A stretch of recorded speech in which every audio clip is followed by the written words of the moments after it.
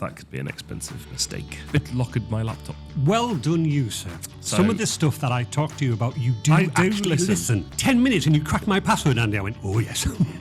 Like, I've got loads of stuff. He said, can I just burn it? I mean, no. And I saw myself through her eyes. And the I bet she was tempted to go, slap. yeah, it was, because otherwise, before you know it, you've put your AirPods in the washing machine.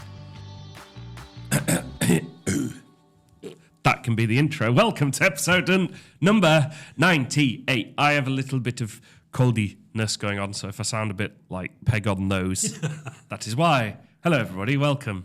Hello, Andrew. Oh, let's move that near. Yeah. How Morning, are you? Adam. I am chipper, my friend. Your good self.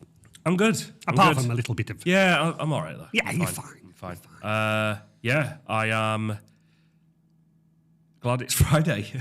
In truth. Honestly, I'm Again? shattered this week. Well, I had the pleasure of seeing you Yesterday. Yeah, I walked in to do some photographs for the fabulous Mode Shift, Fabulous. and you were there. I was there doing Yeah. my cybersecurity IT training. And I was sat there, I'm going to just share this now. I was like, we need you. I think you should do. So here we go, marketing. Right, I'm like, we need you to film that presentation. I really enjoyed, because I've seen variations of. Yeah, you have. There's a few more little bits in there. And the team engaged with it really well. So cybersecurity can be a bit of a kind of subject. My problem was I was following the Fantastic Dave. Yes. So I turned up at 12 o'clock because they've invited me for lunch, which was very, very kind They of didn't them. invite me for lunch, by the way. But they were running slightly behind, and the fabulous Dave, who you've had on the podcast before, was in the middle of doing his thing, and I ended up joining in. I was making funny noises and clapping and whooping because that's what he's so engaging. Yep. So Dave, for those that don't know, he runs a company called Histrionics, and he makes a present of the past. I think a past. Anyway, he's got really good stuff. But I thoroughly enjoyed it. I introduced him once as professional dresser-upperer. Yeah. Which is kind of what he does. And we've had him in our studio. We've got some stuff coming very soon where he is a potential fictional client. Yeah. And we've got him dressed in a full suit of armour. He enjoys that, apparently. Yep. So full suit of armour. We had a pirate and... Arr. Yeah, we're not going back to those pirate jokes after the whole blue. What was the other thing he dressed up as, Lena? Do you remember? Knight. A knight. No, knight, pirate. And there was one more. I've forgotten. No, A Viking. a Viking. A Viking. Yes, Ragnar, the Viking. So what Dave does is he kind of does it in a real... He dresses up in the clothing that they would have worn, and he tells various stories. And with Mode Shift, he's done it where he's tied it. They're all about promoting walking, cycling, reducing single occupancy car use. So he's talked about the historical figures that, for example, walked his way through a war sort of thing, and this, that, and the other. It's Well, really good. what I found really interesting, and forgive me, I can't remember the exact dates, but he was talking about thousands and thousands of years ago, people were getting sick because of all the smoke and all that. And the king at the time, again, forgive me, don't know, he decreed a law that said that if you built something that generated smoke, because it's yours, the smoke was yours. And therefore, if the smoke went into your house, it was trespassing in your house. And therefore, he made a law that anybody generating blacksmiths effectively must be 4 to 5 miles away from the centre of the town.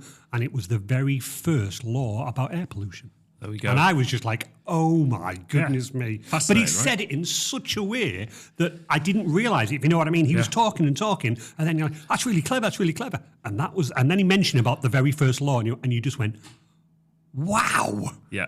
And he does it so well. And there was loads of other things where and there was the first, and you're like, genius. Yeah. The gentleman is a genius. He's done all sorts. He's talked about, there's even, I just call it the various versions of Dave. There's a pagan Dave. A pagan Dave. And he's like, hello. And he's dressed in like robes and stuff. And he's kind of telling the historical sort of history on that. He's done Peeps Dave, Joseph Beeps. He's even done some Stevenson stuff to do with the railway. Yes. Well, that was linked to what he was doing yesterday. Fantastic. Yeah. I was a train at one time, and it's like... You've got to interact. You've got to interact. And again, one of the things I took away, and I was speaking to Michelle about it, is that they had... Somebody offered a prize money for a race.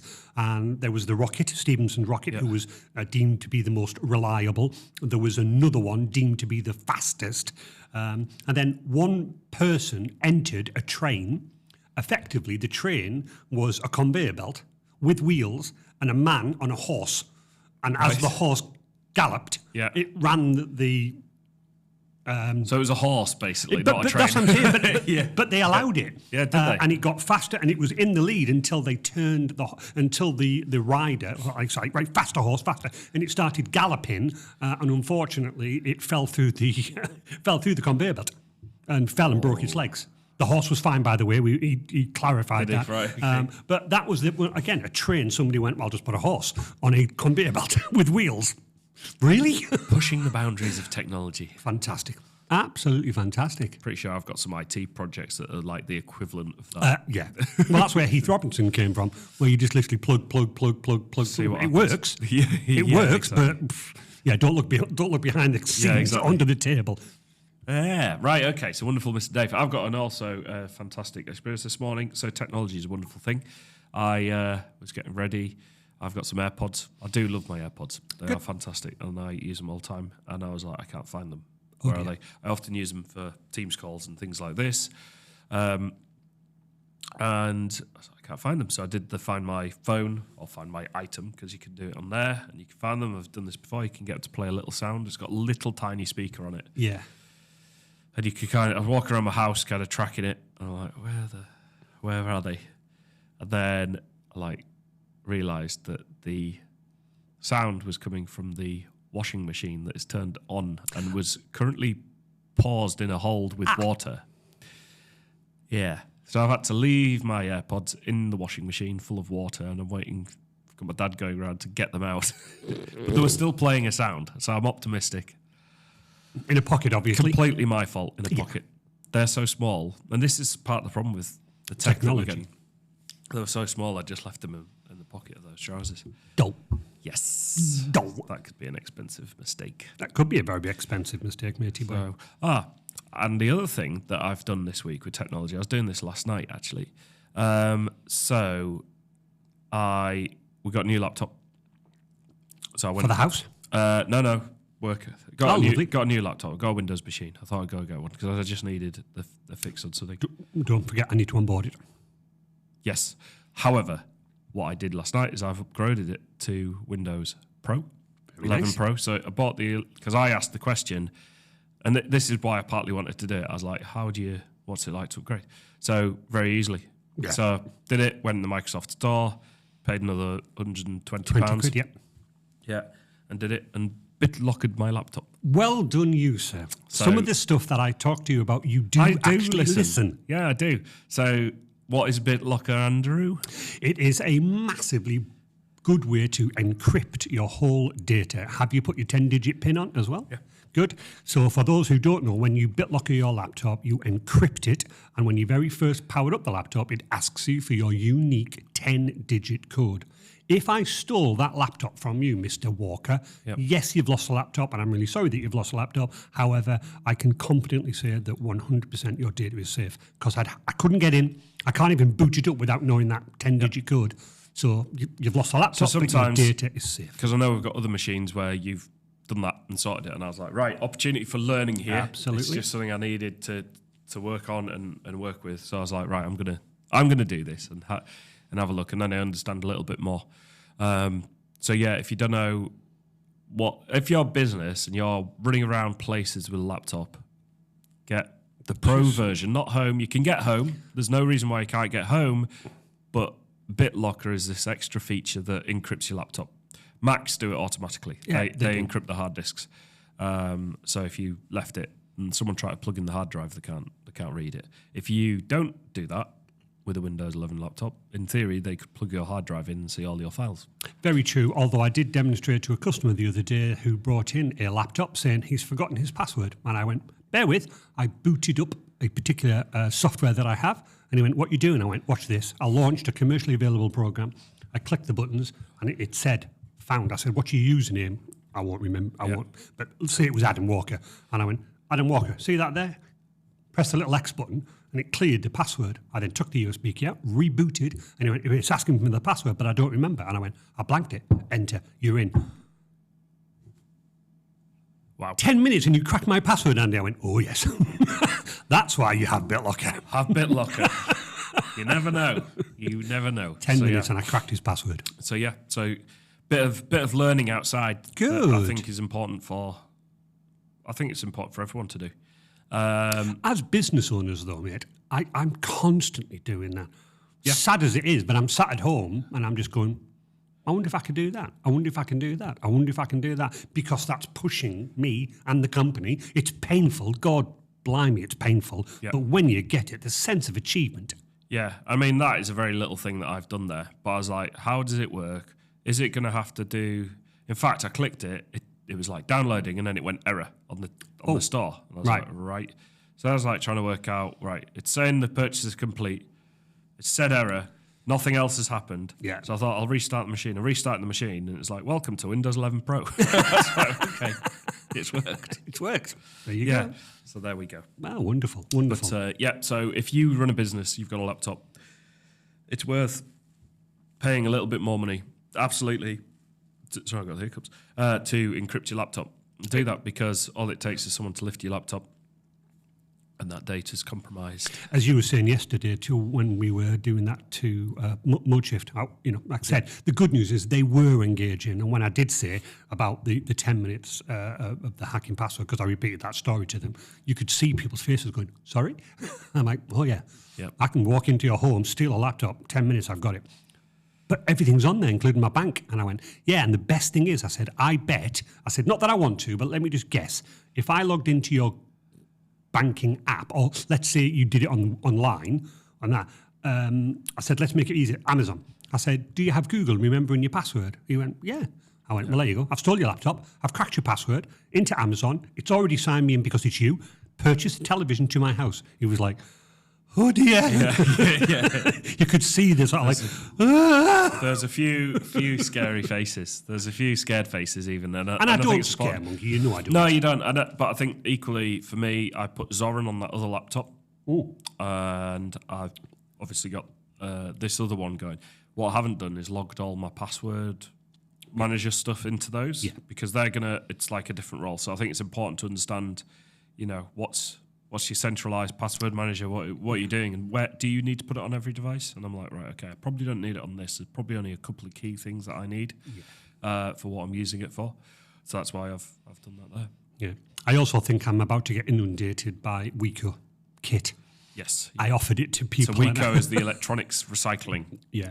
Well, bless. I won't mention again. I'll call him Adam. But he was like, "I've got loads of stuff." He said, "Can I just burn it?" I mean, no, don't burn it. He was joking. Do you remember the chat about air quality? Exactly. I'm like, "Don't burn it." Yeah. He went, "I've got about 4 or 5 laptops." I'm like, what do we do? Yeah. Well, the question's what do we do with it, wasn't it? Although the gentleman was saying, he went, Zorin, and you were saying, because I went, Adam, over to you, and I literally it turned into even though I was there to take photos, it kind of turned into an informal Take a Break podcast, didn't it? It did. Because I was like, Andy, the QR codes. Oh, yes. There was a car parking scam where people were sticking QR codes over the QR codes in the car park and sending them off to a mimic website. We're like, you need to just double check and recheck. I've stopped doing that now at all. I mean, I used to do it when you're that, but I said, pay by phone. I will go to the App Store and I will type pay by phone, download. I will not scan the QR code anymore. I always, even when my accountants go, hi, we've updated the accounts, can you sign them off? Or payroll. We've done the payroll. I've just had that through. I won't click on pay your staff? Yeah, I do. I pay them like... You're lucky, Alina. You buttons. know that. Pay them chocolate buttons. Oh. So that comes through every month. I'm like, brilliant. But my general rule of thumb is, cool, I see the email. I'm not going to click on that. Yep. I'm just going to do it. Because if I get into a habit of always sometimes you've got no choice to click the right link and get to it. And pay as you earn. We pay as you earn, obviously, every month as part of our requirement to HMRC. And I get an email through very helpfully that always has a link to the pay as you earn page. And I still, even though I always struggle to get to the bit where I can pay online by card, not just read the information about it, I still always do it manually to go through that. It's just a general rule of thumb. It is, isn't it? So, but the thing that I was doing when I was working on the BitLocker stuff is because I actually had this thing called some time. So what? I know. What is this thing you talk of? It was an hour. No, My so I goodness. basically family activities weren't happening in the like my requirement to go and be a dad taxi, and also I wasn't playing run rugby at the weekend. Just there we go. You get to keep your kit. I do for now, but I wasn't at training last night. 'Cause Right. resting bodies and things like this, and I was like, oh, what am I going to do? So I was sorting out some DJing stuff. Was doing some other bits and bobs that I needed to do. I had some homework that I was working on. Homework. Top secret homework. Actual homework. Top secret homework. Yep. So I was. Mum's the word. Know what I mean? Yeah, Know yeah. what I mean? So I was working on that. All will be revealed in due course. And the other thing I was like is, right, I've now got time to do this. And my wife came in and she, I'm like in my pit of electronics. Like messing around. She's kind of like, I felt like she was looking at me like, you are still a teenager. And I just had the most... Man playing with electronics. Yeah, well, I sorted out, I've got DJing tonight, I've got DJing tomorrow, and there's a few things, and there's like there's some tracks there. I'm like, this would work really well for this party I'm going to tonight. So I've like restructured my playlists. So I've kind of done my playlists into, I've got general party, then I've got Gen Zs, Gen Alphas, Boomers, Millennials, to kind of like, but what I'll do is I don't just stay in one of them. I just know that the eras... You'll drift. Yeah, I'll drift through the eras on the night, because I always get Gen Zers, for example, going, play ABBA all the time. In fact, they ask for it more than anyone else. Yeah. So I always end up with those requests. Why am I going on about that? Actually having time to sit and sort that out is, I'm very organised anyway, but sometimes I've just needed to do a bit more. Yeah. Having time to then go, right, how do I make this make this Windows Pro, and how do I BitLocker it? There's an error. Like just having a bit of time to be able to think and do it, because I feel as a business owner, don't get a lot of that. You don't, and we've been saying, off air, we were saying that when we were running around, how it's going, and as you know, the Windows 10 end of life is coming. We've got, I think I said last week, it was whatever it was, 30-odd machines for it. It's doubled again. It's just crazy. And I do sit there at night with Michelle, and I'm just drained, going, and then bless her, she'll be like, have you called Adam? And I'm like, oh, God, no. I haven't done that. So as a business owner, how do you sit there and go, I've got literally hundreds of jobs. How do you prioritise? Where do you work out what to do, how to do? Because throwing more time at it and working harder is not the answer. Yeah. Because you drain yourself. The problem I had a few years ago, Mum, obviously she's not working actively in the business at the moment. She hopes to come back and, she will fall in a stroke, hopefully. And she's making really good improvements. Good, yeah. If anyone's wondering. But she once asked me, right, what work is on? Like what's circling, what's booked, and I proceeded to slap post-it notes all over the table. No. What you did is you opened up your head and went onto a post-it and note you just pad. chucked out that and posted a post-it pad, and your mum went no. She let me do it, and then she just looked at me, and I saw myself through her eyes, and I bet she was tempted to go slap. Yeah, it was. This is ridiculous. Yes, but in reality, that's what it is. And it made me realise that there's a huge amount. Alina, wonderful Alina over there, right? If I don't accurately tell Alina what is about to happen, or a project that we need to do, or just give Alina that clear instruction, Alina's left guessing. Yeah, absolutely. Right? But having the time, like for me now, so this week I've been on photo shoot, edit, photo shoot in the school yesterday morning. Oh, lovely. Edited that as I left, it was exporting, and I got a member of the team to shut my computer down. I was like, back these, once that exports, back those up, chuck them in the various places that need to go, and then shut that down, please, because I just don't have time. Yeah. Don't have time. While I'm then capturing more photos, which I've brought back in this morning, and they need to be, so they need to be downloaded from the cameras, they need to be backed up, and they need to be edited. Yep. On top of a couple of little Photoshop edits that I need to do on top of a school leaflet design that we're doing at the moment, which Adam's working on. Trying to spin all of those things is really difficult. And we're also in the process of migrating our website domains for somebody as well, and working on a website project. Yeah. And we've got that video project, by the way, Alina, that came in yesterday afternoon. Like, do you see what I'm getting at? Oh, definitely. How do you manage it? I don't think I do. Bless, I've got Michelle, who's an absolute wonderful PA was her role before I dragged her kicking and screaming into Resilient. So she's very... You do manage it. If I have an IT issue, I email your support line. Now, I was coming on to that. Right. I don't manage it. Okay. What I do is... You stole my thunder, you can book her off now. No, I don't manage it. I put tools in place. So Michelle, bless her, she runs me. But in order to handle what's continuously running in the background, I invested in a ticket system. Yep. It's a funnel system because that means it's not just me. So when I very first onboard a customer, they typically get me as the main contact. So, and bless Adam, if you want a favour, you will ring me and ask me because that's how we work together. Yeah. But I can't do that for a customer that's got maybe 30, 40, 50 people. So I put the ticket system in place to go, I'm really sorry, can you please raise the ticket? Because I have had it where a customer's going, but Andy, I emailed you this morning. And I'm like, I'm on a customer site. And this is me replying the following day. I'm really sorry, Adam. I was on a customer site. You can't use me as the conduit. Please go through the ticket system. And any one of my team could have picked that up. Yeah, so I think the first one there, and I discovered this, is in my business, I, the company guy, the company owner, is the bottleneck. Yeah. I'm the bottleneck for Resilient. Yeah, 100%. We are almost the problem. Yeah. We are the problem. We are the problem. We are our own business problem. Yeah. But you become that. As you grow, you become... Sorry, I'm getting more and more stuffy as this is going on. As you grow your business, at first everyone's speaking to you, and everyone wants to continue speaking to you. And the new people you meet want to also speak to you. Absolutely.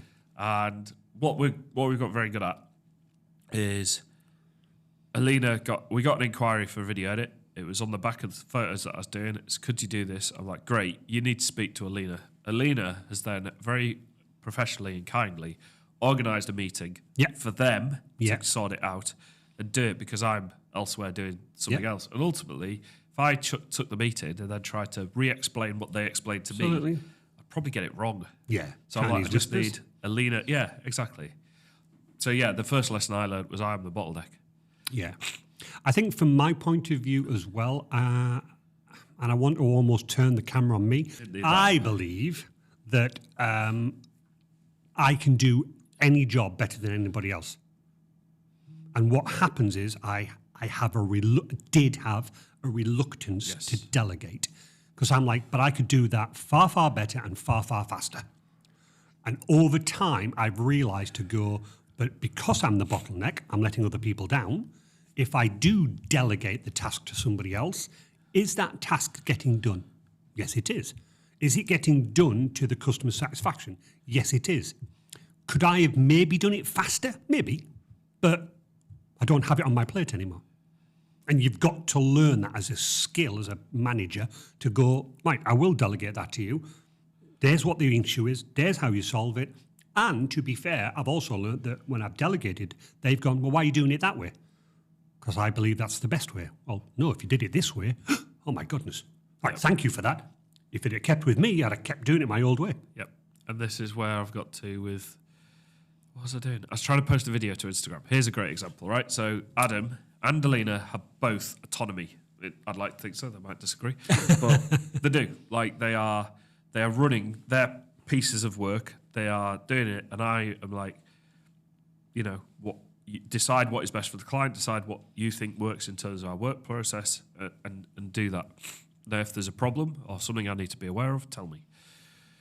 The other day, I was trying to edit an Instagram video, and I couldn't get the sound to go on and the voice. So it's me talking, I want to put some sound on. And I'm like, get so annoyed with it. It's because I confused it with CapCut. And I was like, why doesn't Instagram do this? And then Adam went, haven't you downloaded the Edits app? I've shot a video on it about how good it is. So this is an Instagram edit. So I was like, no, because I haven't. I've been running around and I didn't think of that. And you're absolutely right. And I know you published a video on it because we talked about it. You told me about it. You said, have you seen the app? And I went, yeah. I left it at that. Yeah. So it also gets to the point where you kind of end up eating your own hat. You Eating certainly your do. own words. So Alina works massively in DaVinci Resolve for the podcasting side of things. She uses Premiere Pro as well. There are times now where Alina's going, "Oh, I've done this," and I'm like, "How did you do that?" you know, Teach me how to do that. And Adam will be going in our certain piece of software. Did you know you could do this? I was like, no. And it's again because I'm working across all of the little all the bits. You know, VAT returns. Yeah. You know, Alina, do you know how to do a VAT return? No. Yeah. You don't need to. No. I need to at the moment, and eventually, hopefully, I'll have someone in that they will need to, and then I don't have to spend time on it. No, absolutely, man. And that's because the whole I can idea. then focus my time elsewhere. Yeah. So letting go is probably the biggest thing that you can do. Yeah, but also in terms of prioritization. So some of the things that I try to pass on to my team. So again, give you a classic example. There's a couple of things we had to do last week. And I think one of them was to get a quote to a customer to upgrade their Windows 11. Okay? Yeah. Another one was to email a customer about, I think it was just a question. Let's make it easy. It's like, do you need to VPN into the server at work? So let's just keep it at that. It wasn't exactly that, Adam. And then there was 3 or 4 other things that were very similar to the VPN question. Yeah. And what I'm getting at is the quote was to send out to you, and you needed to make a decision. Okay? Someone had put that to the back of the list, and they were dealing with the other questions. And I was going, have you done this? Sent an email to Adam, the quote. No, I've got all of these other things to do. Yeah, but the problem is you are leaving it to the last minute to send Adam the quote because Adam's got to think about it and make a decision. All of these other things actually don't affect the customer's day-to-day. Yeah. You should have emailed Adam first because now Adam's got the information to make a decision because you're running out of time. You see what I'm coming at? So by reprioritizing the tasks where you go, well, actually, the customer needs to make that decision.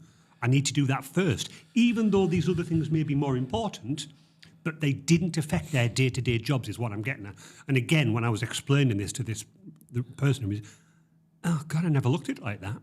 I'm like, yeah, because what's happening, you actually are working on that task, but Adam's thinking about it in the background while you're doing the other ones. If you go, yay, done everything. Right, Adam, are you going to upgrade to Windows 11 with that quote? What are you now doing? You sat there waiting and going, Yeah.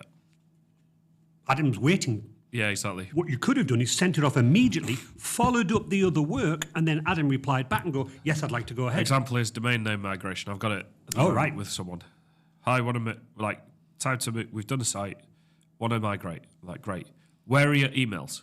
No. We just want to migrate the domain. Do that. Like, well, where are your emails? Really important question. Where? Oh, we've got Office 365. I've set it up. Right. Okay. You sure? But you don't manage your domain. Someone else manages it. Is that what's happened? Yeah. So I've just told them that you want to migrate the domain name. Sorry, I'm laughing because I know what's going on. Yeah, and I'm going, where are your emails? Yes. Please, and then it's like, here's some screenshots. I'm like, that's just you logged in. I can see them. Yeah.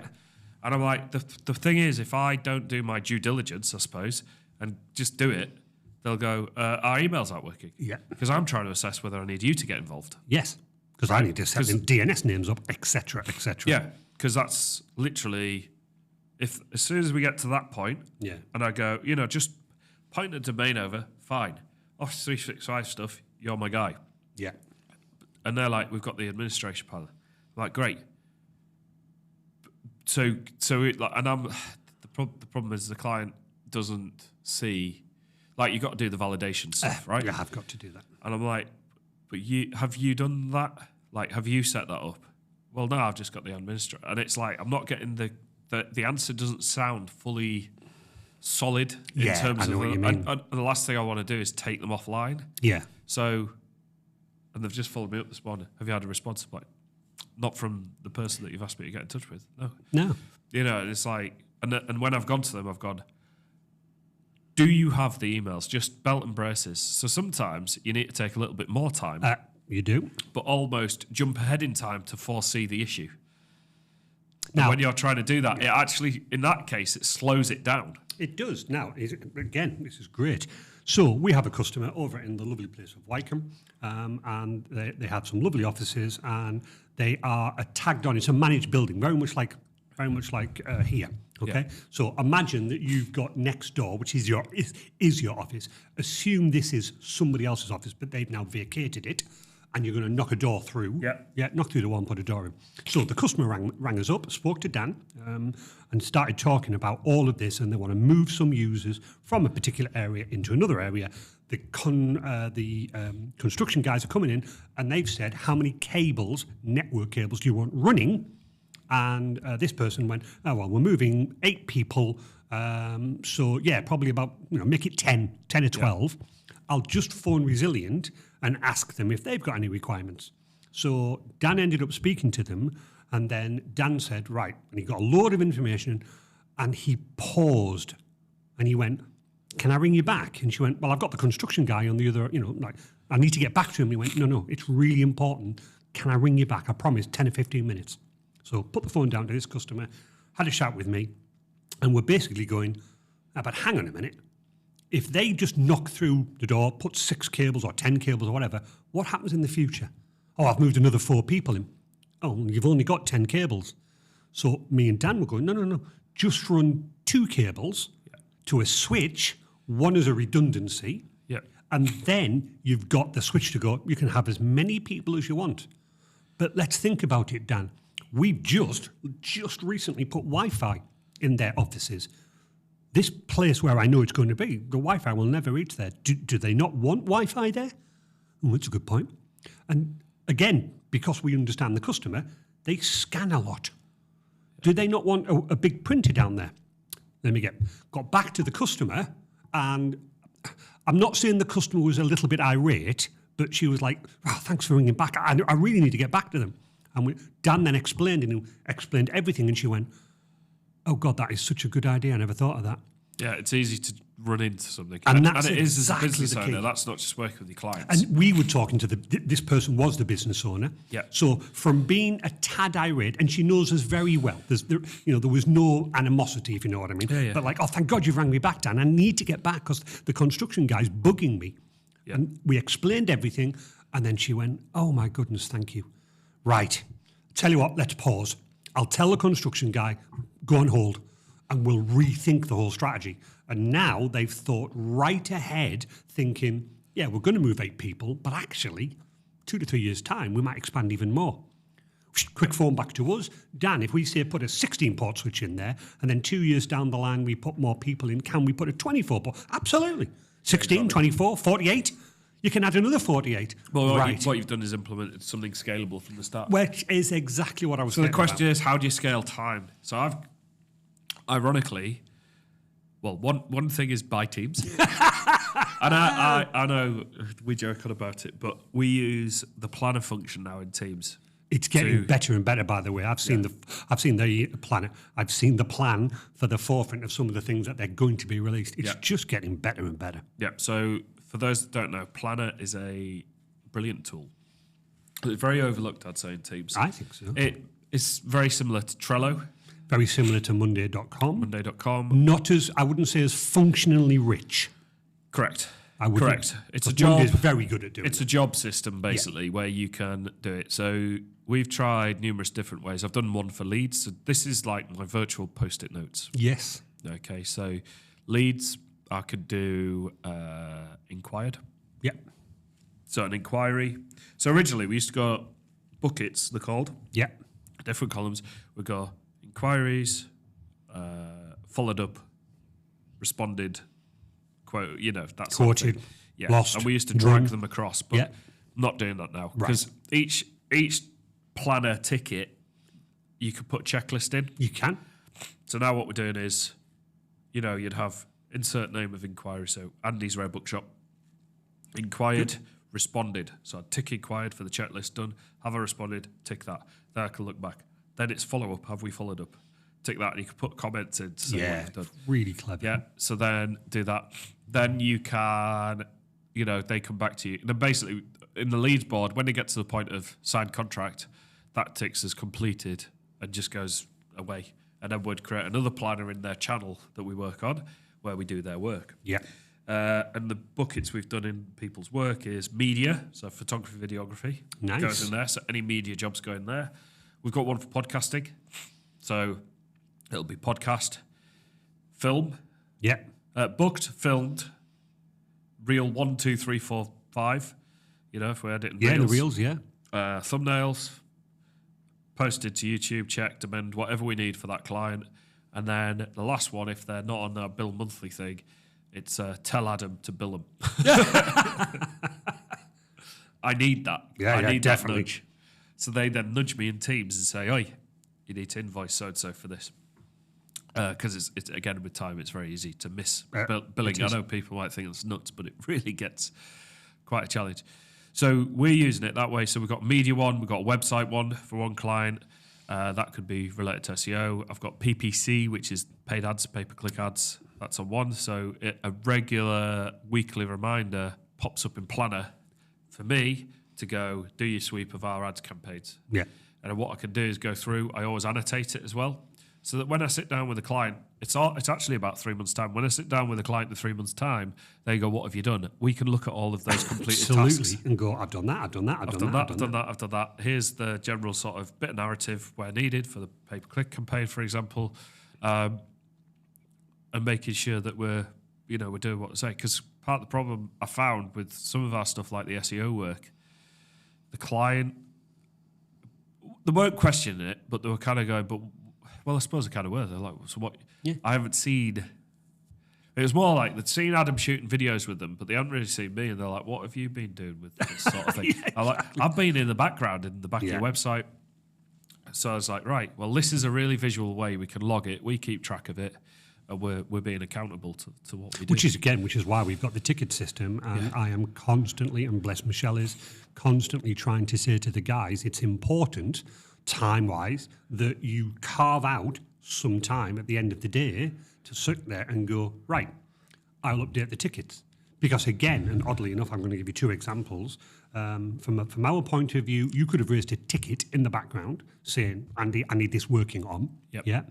If you rang up at the end of the day going, "What's happening with it?" Yeah. I could have done 8 hours worth of work. You wouldn't know that. Yeah. However, if I'm going into the ticket system and I'm saying to the guys, just update what you've done. So a couple of hours, I've done this, that. You get that response as a time entry and go, Andy's working on it. Yeah, you can look at it. You can look at it and work it out. It's the same with Adam. So we can, on this one, he's doing the blog stuff. So rather than like try and find Adam or text Adam or whatever, I can look. Say if someone called me late on in the day and I'm not in the office with him, instead of ringing him, and he might have left for something or whatever. For some reason, he could be on site. I can just have a look in there. Yes, and that's the key. And that's what we're saying with Michelle. So when you ring up and you get either Liam or Michelle, you can say, well, what's happening on my ticket? I've seen nothing happening on it. Hang on a minute, I'll check the ticket system. Yep, I see what Andy's done. He's then passed it to Dan, done this. Right, I get it.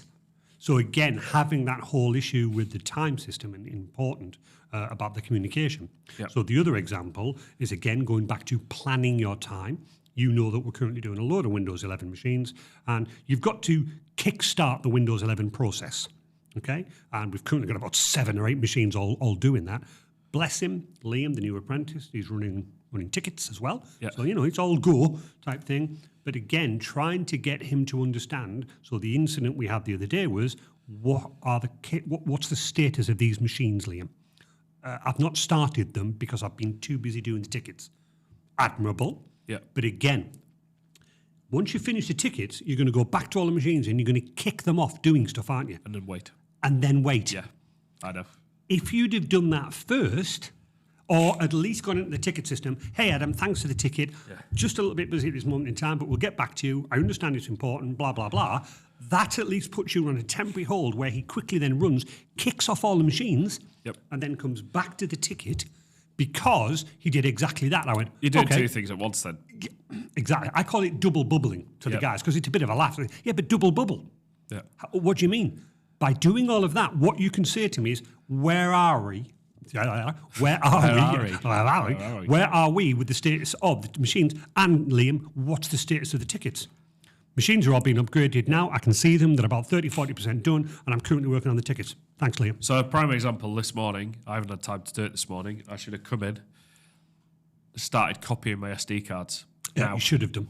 Yeah. Yeah. But I just, this morning, I haven't had time. And I know what I've got in, and I know roughly how long it's going to take. So the first thing I'm going to do, although yesterday I overdid it, I was copying SD cards to a disk, backing up other files from the disk to the server. I had Lightroom open and editing photos, and I was in Photoshop to do something, and my computer was like, no. What are you doing? So I had to. So I took that moment to make a cup of tea. That's a good idea. Because I was like, you can't do it anymore. Well, the other thing, again, talking about time, is that Michelle, bless her, she will get like into the role, into the job, and then before I know it, she'll be like, it's 3:00. And I'm like, you've not moved. Yeah. And she's like, oh, God, I desperately need the loo, and I haven't eaten, I haven't done that. I am also conscious nowadays that, and this, I'm pointing at my watch, everybody, this, you haven't moved.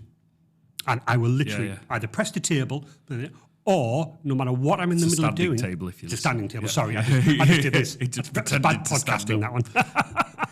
I press the button on my standing table and it goes, zzz. But I take time out. Even though I'm going, I have got so many things to do. It's important that I just get up, walk around, maybe chat to the other people, saying, what you doing, what you doing. I'll walk out. I'll maybe walk around the room and just like... I sat out on the bench the other day. I was like, I'd been working at it. I was like, I just need to step away for a little bit. But isn't it fascinating how we're talking about not having enough time, and there's you going, we're just going to sit on the bench. Yeah. And I'm like, what are you doing? I need to. Yeah, because I can work quicker when I get back. What I find is I grind to a halt. The other thing that I've done, which has been the most expensive technological investment, is paper diary. So the paper diary, whilst I cannot ping people and tag people, what I'm using that to do is I'm getting my thoughts out of my head. So let's say invoice Andy. Yes. Or let's say email Andy about this. Yes. Or has Andy come back to you?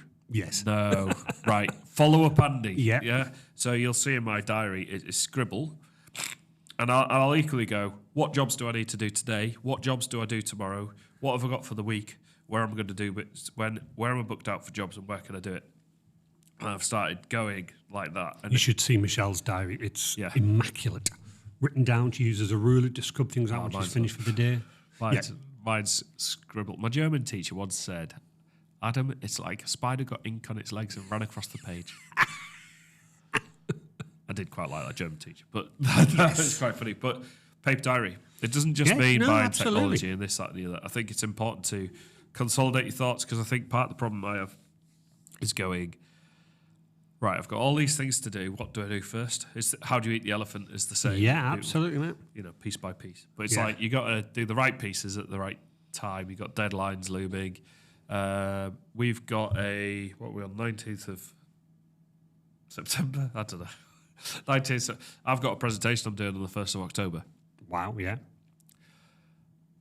I prepared that presentation on Monday. Nice. Because I was like, no jobs are booked in. In fact, on Monday I work from home. I said to the team, we're going to hide away because I've got this list of like administration type work that I need to do. And actually, I just want to turn my email off and do it. And you can go, but time, what about that? Yeah, yeah. Sometimes you've got to kind of go, I call business owners lighthouses. Yes. Because you can only look where the light is pointing at any one time. And a business owner is continuously spinning. And I know this from when we pitch work. So someone might go, hey, we're interested in marketing. And they're looking at marketing. They go, marketing. You can then quote them, give them an idea. They go, yeah, really keen. And then all of a sudden something will happen. They'll go, shh. Oh, you're like, what about the marketing? Like, shush you over there. Like, and they're looking at the next, it can be the next thing. It can be, we're going to do our own marketing in-house.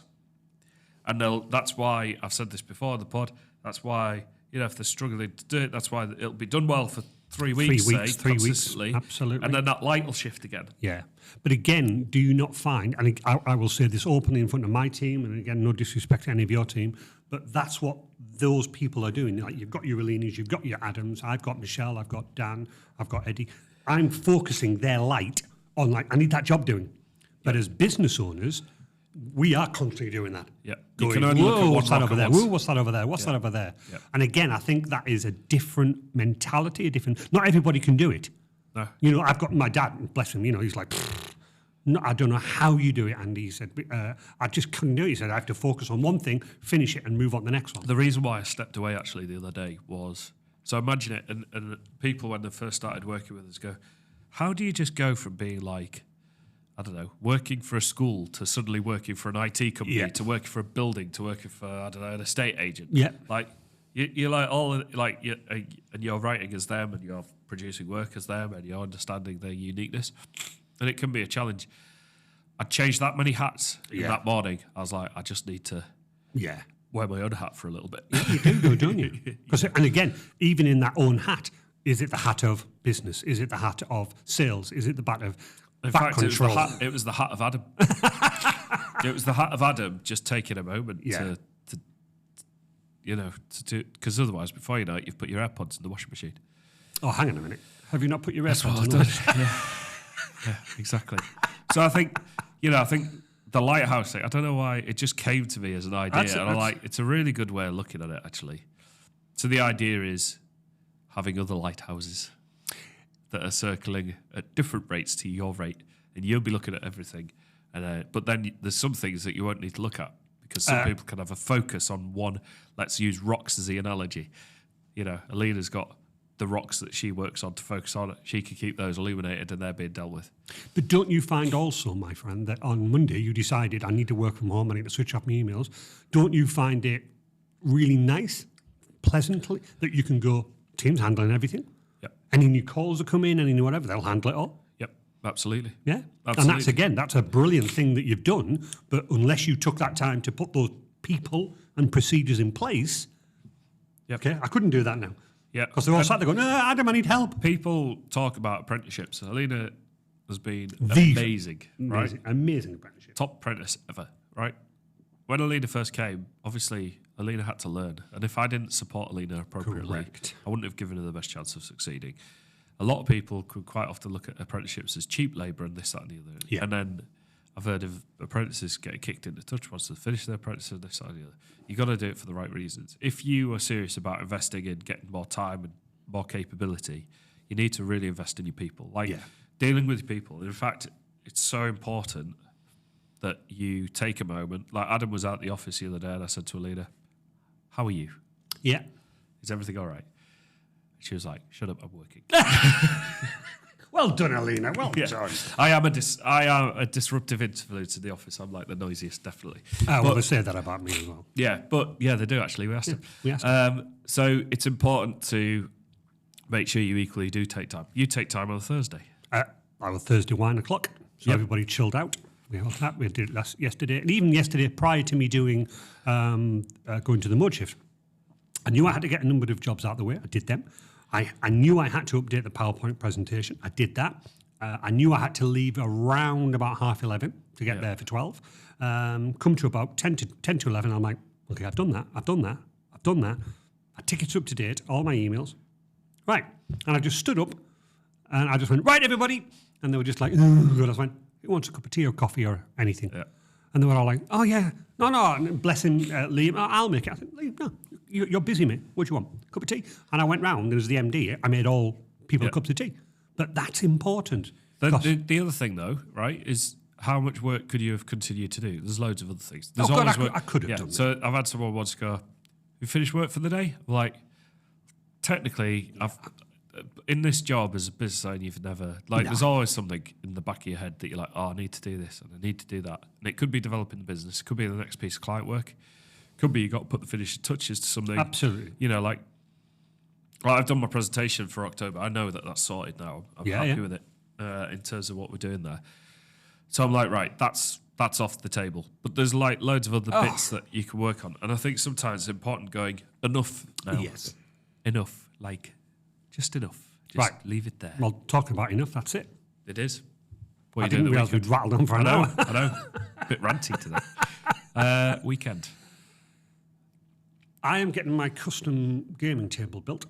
I had a gentleman come around the other day. We've decided what to do. I had a couple of ideas, but again, the good news is I talked and then I went, now what's your thoughts? Because he's the expert. Yep. So if you think about it, the table is... I'm trying to explain this for people that are listening. So you walk into the door, to the left is a wall. Yep. And then a wall. I know. It's my wall. I was like, yeah? No. Oh. So you walk in the room, you turn left, there's a bit of a wall, and then the main wall, think of it as the TV here or the wall there, is where my TV and gaming table is going to be. So as you walk in, there's going to be the gaming table. It's going to go round that and then effectively do a right angle. Yeah. So it's going to be an L-shaped. Yes. I was thinking that there needed to be legs to hold the table up at the first right angle, and then in the middle, because it's quite a heavy gaming PC, and then somewhere along the line, and then maybe one more. So I'm really concerned about the weight of the gaming PC, so maybe another leg underneath, right at the junction, right at the 90 degree. Spoke to this guy, and he went, nah. We'll put a batten right across the wall for the angle to rest on, and then I can't remember what he called them, something like cambers, which is basically triangles. And he went, I'll do that, and then you won't need legs. You'll only need a leg there and there. The rest of it will be held up because of this brick wall. I'm like, genius.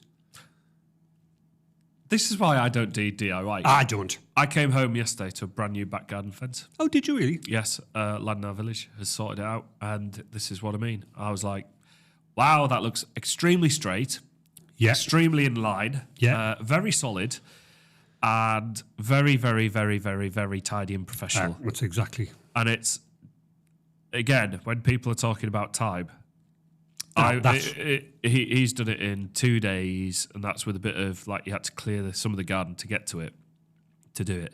And I'm just like, money well spent. Like, that's why I'm investing in it. Get other people to do stuff. Get other people. So just quickly following on, what I then said is I said, probably once you've run it right up against the back wall, can you drill some holes through that? And you know where you poke your cables. And he went, no, much better idea. So again, I don't know how to explain this visually, but I'll explain it to you and maybe you can. So imagine that you've got the table smack back up against the wall. Yeah. He's going to cut a small... Recess, thank you. Check me out with the words. Recess. And then I said, yeah, you can do that. He said, then you can drop the cables. He said, but what I'll do even better is against the batten that's up against the wall holding the table, I'll cut the recess. I'll have another batten at 90 degrees. And along this batten, I'll drill holes every couple of inches. And you can just drop down any cable that you want and it will look neat in the recess. I'm like, genius. Yep. So again... Get professionals. Let other people focus on stuff. Yeah. And then Sunday, and I will need some information from you, sadly. It's not sadly, but I need to work because I'm so far behind with your project. So your workflow project, I need to pick back up with you, maybe just an email or so.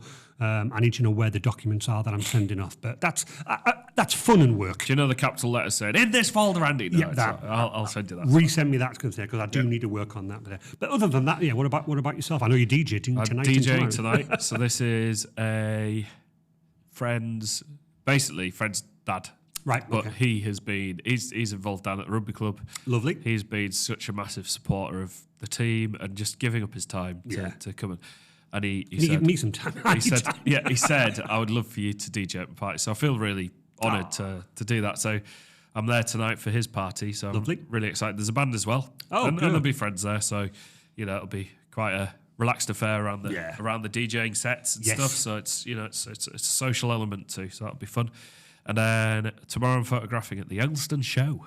Ooh. The weather's set to be not so good at the moment. Oh dear.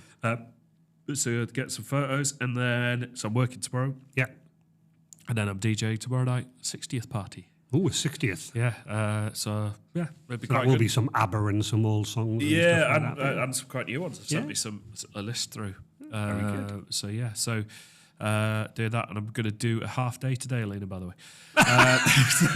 I'll just spring that on you now, Alina. People say, how do you manage it? To be honest, I'm working, I've already done stuff before I've come into the office. And you're working tomorrow. And I'm working tomorrow, and this, that, and the other. And this is the other thing, is whilst you might not feel you've got time, you've got to equally make time. Oh, 100%. Mic drop. Yay! You have to make time.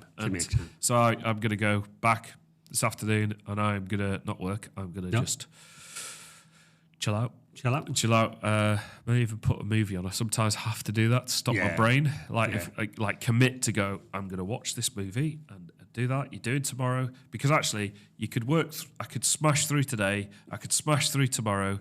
I could, I've got kids rugby to coach on Sunday. Do that, and I'll get to probably Tuesday, Wednesday, and I'll be going, whoa, right, okay. There's been a lot of on time and not much off, and I'm rubbish at being off. So Me too. I'm desperately trying to make sure that I do that, and I do find I work better for it. I think so as well. Just a little funny one about films. Me and Michelle love watching films. Yeah. She loves watching the ones where you have to think about things and, ooh, I guess it was him. I can't. I'm literally, that's my downtime where I just let the film happen. And Michelle was like, oh, and I'm like, don't tell me. She went, but I'm like, I don't want to know. I just let the film happen to me. And we were watching a particular film last week that if you like, the killer was revealed at the last minute, and I went, never saw that coming. And Michelle just looked at me, one of those faces like, I had it in the first 5 minutes. Yeah, exactly. And I'm like, but I don't do that. I said, I can't. Yeah. That's just the way that I let We're watching King and Conqueror on BBC iPlayer at the moment. And it's hilarious because my wife sat there and it's like all the royalty are like, so you got Normandy, France, Britain, and then you've got all the earldoms and things going on. And it's like they're all kind of tenuously linked through marriages. That's how it worked. So she's going, so hang on, he's a cousin to him, but their sister's married to the king. Yeah. I'm like, yeah. So that's hard work. Like, Which is why I don't think about it. If you want confusing families, just go watch King and Conqueror. Exactly. Okay, mate. Well, you enjoy your weekend. Hope everything goes well. Take care, everybody. See you later. Bye. Bye-bye.